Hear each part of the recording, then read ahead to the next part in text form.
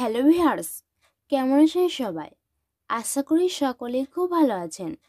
আজ আমি আপনাদের বলবো যে সমস্ত ছেলে মেয়েদের কন্যা রাশি তাদের 2025 সাল কেমন কাটবে।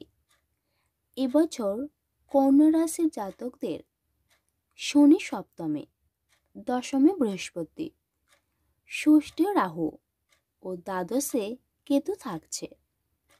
মার্চ মাসের পর কর্মস্থান পরিবর্তন হতে পারে বা পদোন্নতি নিয়ে স্থান পরিবর্তন হতে পারে।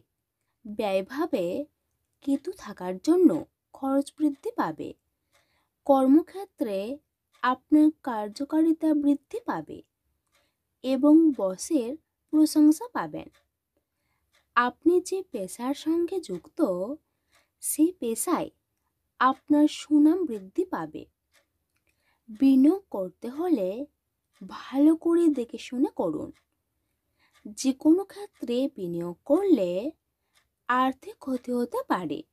ব্যবসায়ীরা বিশেষত মাছ, দুধ, লোহা, ইলেকট্রনিক্স দ্রব্যের সঙ্গে যুক্তদের ব্যবসা ভালো চলবে।